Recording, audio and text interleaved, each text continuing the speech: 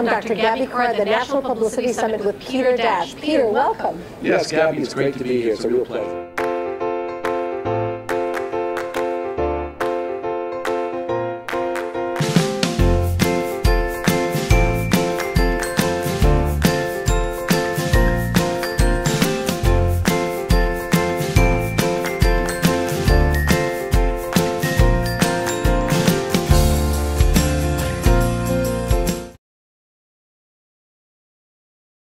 Do you think a woman needs to be a bitch to lead? Generally not. You know, I think one of the important things that women bring into leadership positions and organizations is that they are women and they see the world through a woman's eyes. And I think that's very powerful and complimentary.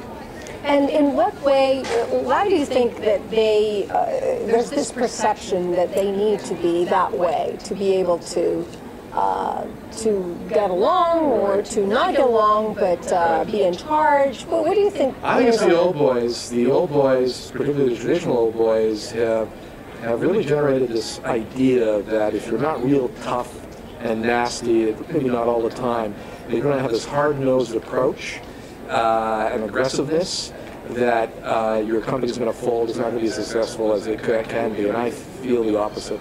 What do you think would work otherwise? Well, I think women, of course, there are moments like in any organization where the leader has to be assertive, but I think the more communal, the more team-like attitude that women take to an organization is what is best for morale and productivity.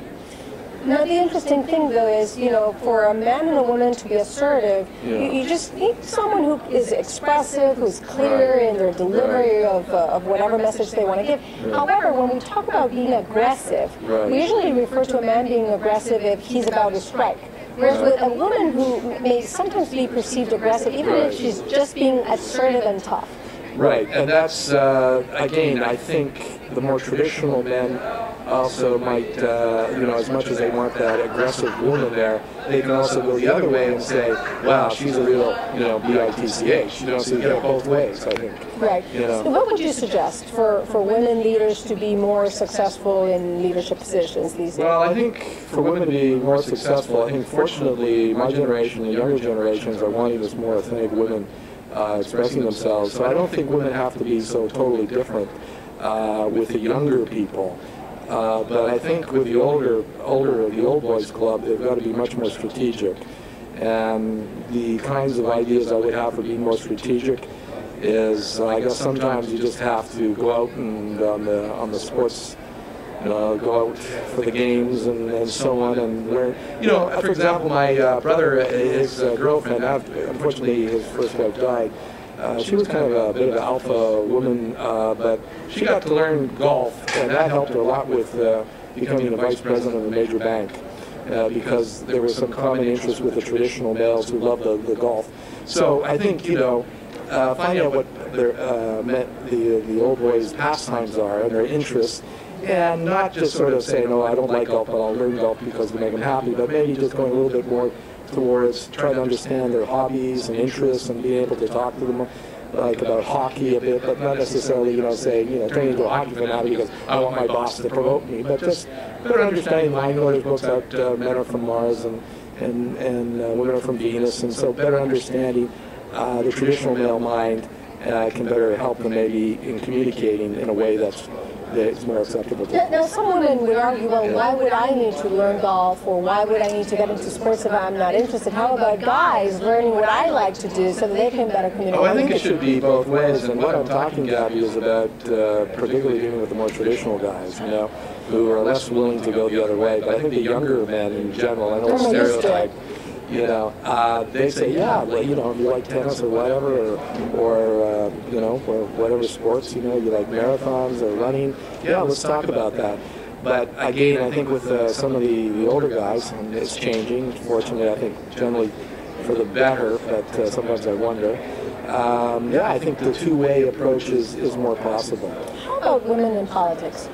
Women in politics, well, that's been a little bit better in terms of the number of women who have gone in politics in the last, let's say, couple of decades.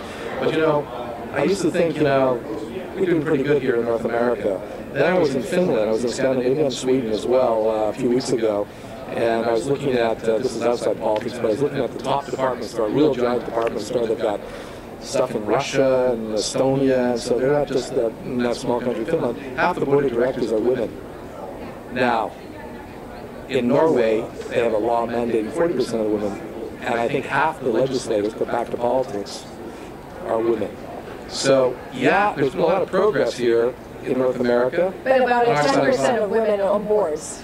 Yeah. I'm pushing. Yeah. Now, that didn't always work out because, you know, all of a sudden you throw in a mandate, like, Yes. you know, 2 years. But it's a good signal, you know, that the society there is serious, that they need these women in leadership positions to get various countries moving forward, and that has been very beneficial to them. But yeah, there's problems if you all of a sudden just say 2 years, so there's some women there who are on 18 boards because they've all ran around, so none of these women have, we haven't moved enough women up in society into you know, nearby top leadership positions, and now we only have 5 that are really, you know, what we think are fully capable. Maybe they're a little bit too critical. So you know, I have to be careful of these mandated approaches, but we can learn, I think, from the Scandinavians some powerful ideas about how much more work we have to do.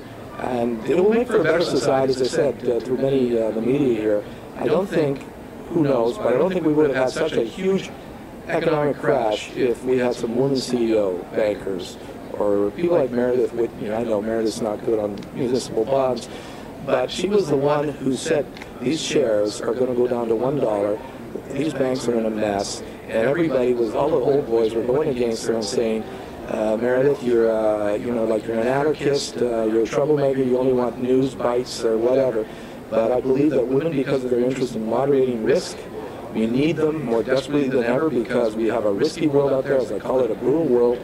And I really hope, I don't know, it might displace me, but what's best for our society is not to think out zero-sum ways, that if we have more women, we're going to have a safer economy, it'll be better for men and women alike. So you have a book. Right. It's a novel, but it has some interesting parallels to some of the economic chaos that we've seen in the last few years, and in fact, it's a little bit into the future, and it predicts maybe, or it's a warning against the worst economic time ahead, and worse, you know, more chaos on the streets, more protests on the streets. Even though it's a thriller, it's about the mother of all conspiracies of corrupt bankers working with terrorists and Nazis to divide the world up into a fascist West or a near-fascist West and a much more extremist Middle East, and with a group of women, dynamic women, who undermine this conspiracy. I shouldn't tell too much, nobody will buy my book. No, what's your book? It's called Zurabia, and it's Z-U-R-A-B-I-A. It's kind of a mixed word, a combination word of Zurich and Arabia. So it's kind of an axis of, a new kind of axis of evil, though that's probably not the best words to use, that is an interesting, there's some interesting parallels, as I said, in that book about corrupt banking. There's a lot of interesting ideas about the need for more women's rights in the Middle East. In the so-called country, or the so-called countries called Sarabia, what could that be now, or Turania. Yeah. Peter, how can people get a hold of the book?